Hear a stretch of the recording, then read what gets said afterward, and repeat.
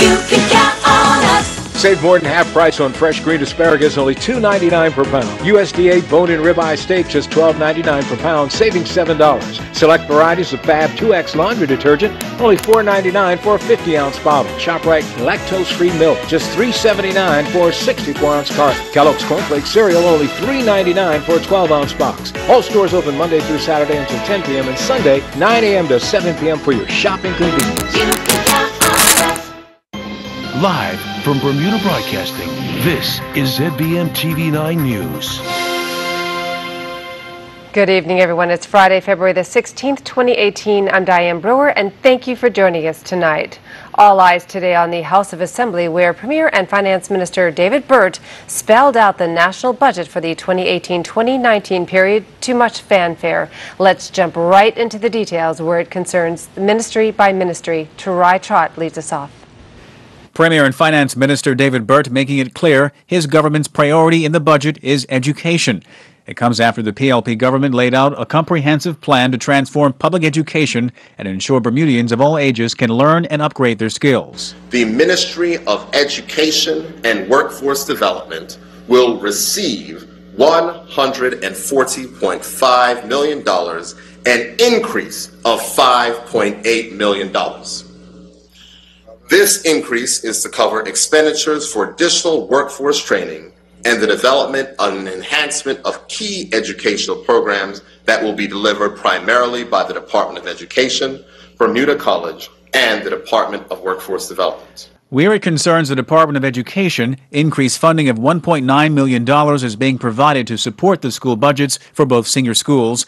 Then there's the Bermuda College, which will be receiving additional spending to help Bermudian students who want to attend but cannot afford to do so. Mr. Burt referred to a previous program that benefited 189 needy students.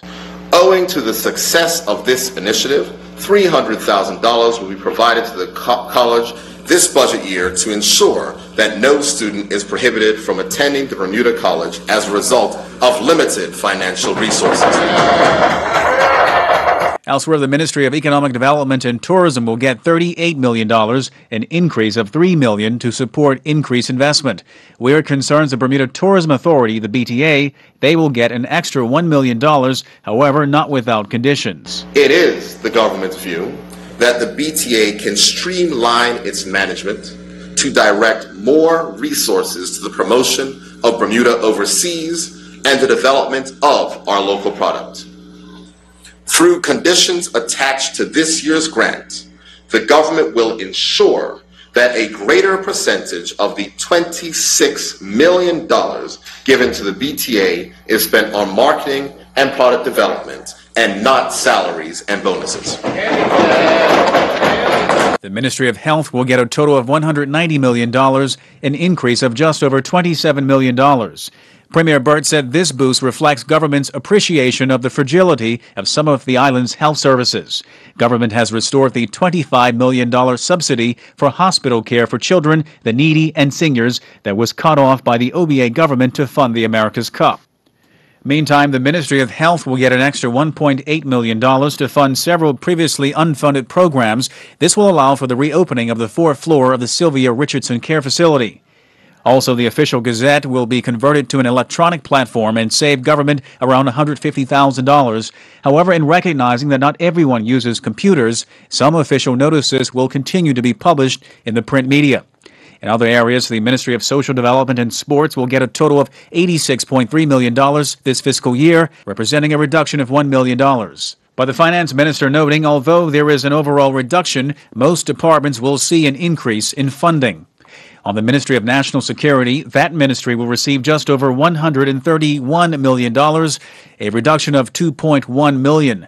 This reduction has been achieved mostly by reducing the overtime budgets of the uniformed services. Concurrently with this reduction is the lifting of a hiring freeze that contributed to significant staff shortages, burnout of remaining staff, and frustrated succession planning. Meantime, Public Works will see its budget cut by $1 million. Most of the savings will be achieved by moving government departments from private facilities. Transport and Regulatory Affairs will see $3 million of its budget allocated for the purchase of 8 new buses. I'm Tarai Trott reporting for Bermuda Broadcasting News. Meanwhile, reaction to Mr. Burt's first budget has been swift, with opposition leader Gene Atherton leading the charge. Gary Moreno tells us more. It may have been his first time he delivered an annual budget, but if there was any nervousness, it certainly wasn't apparent as Premier and Finance Minister David Burt made the traditional walk from the government administration building, carrying with him the briefcase which contained the information that would influence government spending for the next fiscal year. The main objective of the 2018-2019 estimates of revenue and expenditure, he explained to members of the lower house, was to diversify the economy and create more opportunity for Bermudians. All this with only a minimal increase in spending. The current account balance after debt service, including the sinking fund contribution, is budgeted to come in at a deficit of $27.5 million. This represents a reduction in the current account deficit of $39.7 million, or 59%. The overall deficit is budgeted to be $89.7 million, a drop of $44.9 million, or 33% when compared with the 2017-18 original estimates. Mr. Burt indicated that there will be a deficit, but provided the answer as to how it will be financed. The government will have to incur new borrowing of $89.7 million to finance the 2018-19 deficit. And at the 31st of March 2019, it is estimated that gross public debt will stand at $2.66 billion, and debt net of the sinking fund will be $2.444 billion. It is important to note that net debt will only increase by $24 million in 2018-19, as $64.2 million of the new borrowing will be placed into the sinking fund. Mr. Burt made it clear there will be no further increase in the country's net debt. This is the last year in which we are expecting our net debt to increase.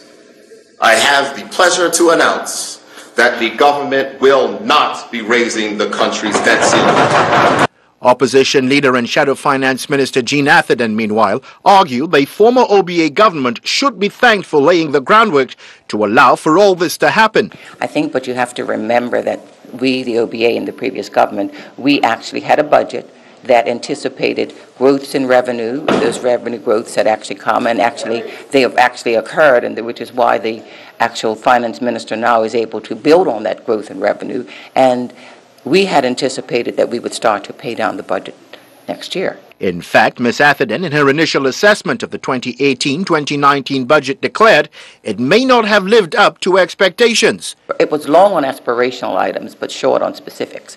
And that by the time you looked at what the finance minister intended to do over this period, you were left sort of wondering how he was going to rationalize the fact that he hadn't balanced the budget as he promised, and he was actually turning around and moving the debt repayment further down the road. So in some respects, that was a promise made and a promise broken. Mr. Burt, in his budget presentation, did explain, though, how these objectives would be achieved. Implementing a biennial review of the government fees, introducing a professional services tax on accounting and law firms, increasing fees on cell phones, as well as implementing the government authorization fee of 2.5% imposed on the electronic communications industry, taxing commercial rents, and cracking down on notional abuse in the payroll tax. Ms. Atherton told us she would have more to say in the coming days, as she was keeping her powder dry until she delivers the budget reply. Gary Moreno, reporting for the Bermuda Broadcasting News. And Gary also spoke with former Premier and elder statesman Sir John Swan about the maiden budget presentation from Mr. Burt. Sir John said it was in keeping with what was required. I'm very satisfied because he touched on many of the points that I raised, and in terms of implementing a sound economic policy which pays for social commitments and programs that are necessary in our economy. I thought it was a balanced budget. I thought the going after the changes will hopefully stimulate people to come and put their capital into Bermuda and start the growth again. So it's a long, tedious budget. Obviously the first, and it's a budget that will, if implemented over the next 5 years, I think will begin to restore Bermuda's vitality and viability so that we will be able to really feel proud of ourselves again, and more importantly, get rid of the debt as much as possible. You mentioned before that the 60-40 rule would have to be looked at. Mr. Burt, in his first budget speech here today, indicated that he's going to try to switch it from 60% Bermudian ownership to 40% Bermudian ownership, and he expects that there would be some pushback. Think that it would be significant, or will there be any pushback at all? Well, I'm sure there will be people who have vested interest, who want to protect their interests, who have monopolists, and don't have any price controls. I mean, basically, you're giving them a ticket to do what they want to do and protect them at the same time. I think competition will bring in cost reductions. I think it will bring in economic opportunities when other people want to come to Bermuda and they're looking for partners. They don't necessarily want to go to the traditional people that are in business now. I think it offers an awful lot, quite frankly with you. And I think it's the first step in the right direction, both in terms of commercial and capital. Stay with us. More news and tonight's accurate weather forecast after the break. You can count on us. Save more than half price on Purdue Fresh Laid Quarters, only 99 cents per pound. Florida strawberries or fresh blueberries, just $4.99 per package. Save $2.30 on Friendly's ice cream, just $4.29 for a 48-ounce tub. Hot price on DiGiorno Rising Crust Pizza, only $8.50 for a 12-inch box. Save $3 on Pompeian olive oil, only $6.99 for a 24-ounce bottle. Visit our website at www.marketplace.pm for more weekly specials. You can count on us. The whole concept came from the collaboration with BF&M and the America's Cup. The Endeavour program is the legacy of the 35th America's Cup that was here in Bermuda in June. And we've continued the charity now operating in Bermuda. And going forward, we thought, what a great opportunity for children on the autism spectrum. And hence we actually developed the No Limits program. They really do benefit from this kind of outdoor experience, this environment. You know, just yesterday going off the east end of Bermuda, I mean, they wouldn't have done that. Not many children in Bermuda have done that. And just them learning to take control of a large bit of transportation that they're doing at that age, and they may never get that opportunity. That's where you see the biggest progress is whether they were looking at their hand steering, you know, now they're looking forward and actually looking where they're going because they've realized, oh, I know where my hand is. I can do this without looking at my hand. We are so grateful for the Endeavour program and what it has done for the students on the autism spectrum. Welcome back. Still on the national budget, the Premier and Finance Minister has stated in his budget will ease the burdens for families, single mothers, and students while providing security for senior citizens. So what's been the reaction to today's announcement? Jasmine Patterson went to find out. One of the key elements announced in the government's budget today is a cut in payroll taxes for the lower paid. Mr. Speaker, workers in this country are still under pressure and have suffered through wage stagnation and increases in the cost of living. To provide relief to those workers, the government will adjust the payroll tax employee rate bands to provide tax reductions to those earning less than $96,000 per year. The lowest employee band will be cut to 4% from 4.75%. So those earning $48,000 a year will see their tax bill drop annually by $360, while those on $72,000 will see a tax cut of $180. Rates for higher earners over $96,000 will stay unchanged. So what do poverty campaigners make of the move? I think it's always important for us to find a little relief in payroll tax or any kind of tax. So people need a relief today. They're really, really struggling. So it was great to hear the Premier give that relief and to expect it to really help families. The government also stressed that job creation is a key part of the budget. A tax incentive program for jobs is still being finalized, But Premier Burt did announce the reform of the 60-40 law, which until now has barred foreigners from owning more than 40% of Bermudian companies.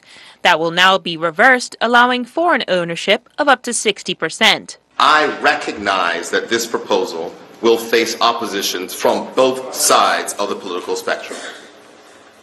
There will be those who want to protect their existing interests, and there will be those who feel that allowing entrepreneurs access to foreign capital, enabling them to compete, is not consistent with putting Bermudians first.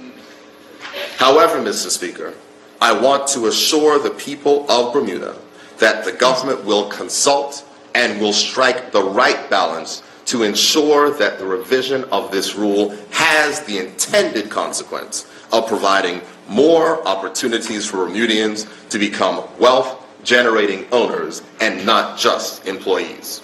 So do economists think this will help bring new jobs to the island? I think it's a step in the right direction. 60-40, its usefulness, I think, long expired. And so bringing that the Bermudian component down to 40% is definitely a good thing. I would tend to think it needs to go a little further, like 30-70, 20-80. Seniors, meanwhile, are unlikely to benefit much from job creation, but the government has pledged that their pensions will increase at the rate of inflation as long as the PLP is in power. Despite this, advocates say there are still worries about how seniors will make ends meet. The fact that they are going to raise pensions according to the cost of living, that's also good news. Anything to do with an increase for seniors is good. The concern we have, though, is how about the actual cost of living for seniors when it comes to medical insurance and prescription drugs and food and all of the other things that seniors will still have to take care of. Seniors will benefit, along with children and the homeless, from a $25 million subsidy to pay for hospital care. More cash will also be made available for community care nurses and child health programs. Customs duties will remain largely unaltered, though the money gained by a proposed sugar tax will be used to cut all duties on some staple goods, among them eggs, potatoes, carrots, oranges, and apples. The national debt, of course, restricts what government can do to help its poor constituencies, but it's clear the PLP aims to reduce inequality. Whether it can do so, in light of the challenges like the recent tax reform in the U.S., remains to be seen. Jasmine Patterson reporting for Bermuda Broadcasting News. The Chamber of Commerce tonight offering an initial reaction to the budget, which is positive. A spokesperson stating the Chamber feels that it was thoughtfully prepared and well balanced, focusing on job growth and diversifying the economy while at the same time being mindful of the high debt that Bermuda has and the financial constraints that goes with that. In other news, following a 4-year joint international police investigation, 50-year-old Jeffrey Bevan of Wales has been convicted of laundering £1.3 million. The investigation between the Organised and Economic Crime Department of the Bermuda Police Service and the Tarian Regional Organised Crime Unit saw a $2.24 million laundered through various banks' accounts in Bermuda and the United Kingdom. Bevan was jailed for a total of 7 years and 4 months. Turning to weather news, mostly sunny with a few possible showers for our weekend. Here's the latest from AccuWeather headquarters. AccuWeather is presented by BF&M Insurance Group. We now go to AccuWeather headquarters. The BF&M Insurance Group is pleased to bring you this AccuWeather forecast right here on ZBM, and we hope that your weekend is off to a good start. Here we are Friday evening. We're tracking the next front. It's off to the northwest, and it's going to deposit a little extra moisture here in a few more days. But until then, we look good. Nice time to be in Bermuda. We're going to be under the heart of a huge high-pressure system next week. So we really do look good for most of this forecast with a couple of brief interruptions. You can see satellite estimates of showers are mainly to the northeast at this point. Not our issue. We're at 71. It is a little breezy out there and somewhat muggy. The humidity is high, 80 to 85%. Southwest wind's been around 15, 16, 17 knots for much of the afternoon, and that continues for a little while longer. Water temperature unchanged. 69 degrees still. On the inside, we have waves of 1 to 3 feet. On the outside, 5 to 8 footers are churning about out there today. And it is breezy. Again, that's responsible for those extra larger waves. So look out for a couple of showers that may sneak in closer to daybreak. Late tonight. After midnight, showers sneak in. And there will be a few spotty showers on our breezy Saturday. Temperatures will still be up around 72, close to where they were today. Periods of clouds with some sunshine, and a few of those clouds may produce some actual rain showers for at least a time. Small craft warnings in effect through the rest of the evening and in through Saturday morning. So be aware of that because of that active wind producing those larger waves. We have a high tide coming up at 9:14. Low tide for the late night crowd at 3:05 a.m. Lost somewhere between late night and early morning. And then we have another high tide at 9:30 a.m. and low tide tomorrow for the mid-afternoon crowd at 3:39. Gateway forecast shows we're getting a bit colder this Saturday into New York and Boston, and this is the daytime forecast. What you don't see is the snow that we expect in those areas on Saturday night. Atlanta cooling down a bit with some showers in the vicinity. Miami stays warm. London with a somewhat seasonable 49, maybe a little warmer than the norm. In Jamaica, we have some scattered showers, 86. Barbados, similar story. Trinidad, scattered showers, and no tropical threats lurking here as we are in the hurricane off season, if there is such a thing. No guarantees, but they're far, far less likely this time of the year. Again, it begins June 1st, as we well know, in Bermuda. As we look at the showers in our forecast, again, we do have a few of them tomorrow into Sunday and Monday, as this next front's going to deposit some extra moisture in the neighborhood. That'll be a little bit of an issue at times. Doesn't look like a long-lasting rain event. It won't be a repeat of the steadier rain that we saw a couple of days ago. Behind that, we look spectacular. Tuesday, Wednesday, Thursday, bulky high pressure overhead, sinking air, no real widespread rain, and we look nice into next week. Back to you. AccuWeather was presented by BF&M Insurance Group.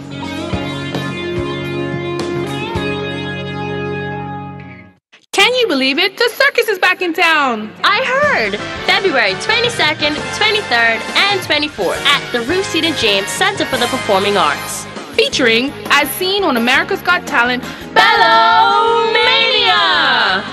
Purchase your tickets today at ptix.bm. Don't forget, coming to Bermuda, Bellomania Circus, February 22nd, 23rd, and 24th. This is a certified family event for all ages. You don't want to miss it. Your home, your life, security. Be fire and burglar free. Right from your phone, monitor, control. Lock safes, doors, gates, business, family safe. You're on the go, and that's okay. BSG with you every Bermuda Security Group, your security, life safety, and monitoring experts. We're with you every step of the way. Bermuda Security Group, BSG.BM.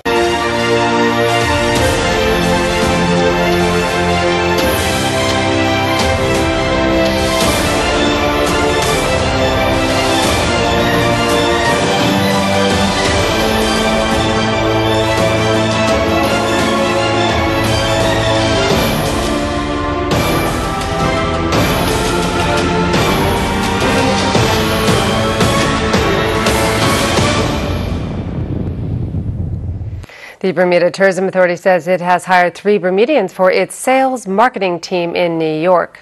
Bermudian Lindsay Butterfield is the new executive assistant and office manager, replacing a Bermudian team member who moved to the Bermuda office to fill a vacancy. Shanae Smith has taken over as frontline ambassador in New York, replacing a Bermudian team member who was promoted within the organization. And Sierra Eve was hired as marketing production manager in New York, replacing a non-Bermudian team member who moved on to career opportunities. Tourism boss Kevin Dallas says the organization is committed to creating jobs and entrepreneurial opportunities for Bermudians in resurgent tourism industry. He adds the young Bermudians will gain valuable international experience that will grow their skills and further their careers. Turning to sports, Bermuda Winter Olympian Tucker Murphy competes in cross-country skiing. Bermuda's under-17 women's footballers pick up a win in Florida, and 2 Bermuda track and field stars compete in Arkansas. Earl Baisden has it all in tonight's sports report. Bermuda's Tucker Murphy took to the men's cross-country skiing 15-kilometer course at the 2018 Winter Olympic Games in Pyeongchang. Murphy clocked a time of 43:05.7 that saw him finish 104th. Murphy finished 9 minutes and 21 seconds behind winner Dario Colong from Switzerland. Bermuda's under-17 women's national football team bounced back from their first practice match defeat as they picked up a 3-1 win over a Mount Verde Academy select. Jaden Masters gave Bermuda the lead late in the first half as Bermuda took a 1-0 lead to the break. Mount Verde would equalize 1 minute into the second half, but Leilani Nisbet, who was recovering from an injury so played limited minutes, came off the bench and scored 2 goals to secure the win. Janai Parent-Chief represented the University of Arkansas, and Kyle Webb represented Purdue University at the Tyson Invitational track meet at the University of Arkansas Complex. Competing in the men's high jump invitational, sophomore Parent-Chief led Arkansas with a top leap of 2.12 meters or 6 feet 11 and a half inches to finish in third place in his debut in the school uniform. Webb, competing in the men's 200-meter dash, finished 14th, clocking a time of 21:56. Webb would then compete in the men's 400-meter dash, clocking 47:79 to finish 13th. Webb would run the third leg for the Purdue men's 4x400-meter relay invitational team that would finish 6th, stopping the clock in a time of 3:08.79. Christian Eben, Magnus Ringstead, and Rachel Bechard recently concluded representing Bermuda at the 2018 International Optimus Sailing event in Argentina, with all 3 finishing in the top 100 of the 187-boat fleet. The regatta consists of 9 races, with Eben leading the Bermuda fleet. Eben finished 26th overall with 88 net points. Eben recorded 3 top 10 finishes, with his best being 6th in the 8th race of the regatta. Ringstead would finish 71st with 189 net points, finishing in the top 10 twice, with a 6th place finish in the final race of the regatta, his best finish. Bechard concluded in 97th place with 252 net points. Her top finish was 17th, which came in the 7th race of the regatta. Tyler Smith and her Jackson State University women's tennis teammates fell to 0-5 on the season with a 5-2 defeat at the Southeastern Louisiana Tennis Complex. Taking on Southeastern Louisiana, Smith would again win her singles match, being in the number 1 spot. She would defeat Cece Mercer in straight sets 6-1, 6-1. In the doubles competition, Smith and her partner would go down 6-2. Dowray Rollins' English County Club Sussex has announced the signing of Indian fast bowler Insen Sharma for the first 2 months of the 2018 county season, subject to BCCI approval. Rollins is quoted as saying, "Obviously a pretty big signing of Sharma, and from what he does on the international stage, I have no doubt he'll be successful with Sussex." End quote. I'm Earl Baisden with Bermuda Broadcasting Sports. Price Rate is your one-stop shop with something for everyone. Household goods for kitchen, bedroom, and bathroom. Aisles of bulk groceries at value prices. A complete selection of fresh meat and produce, and an extensive range of frozen items to cover every meal. Wines from around the world, and beer and liquor at discount prices. Visit Price Right at our 2 locations in Pembroke and Warwick. There's always something new and always something for everyone.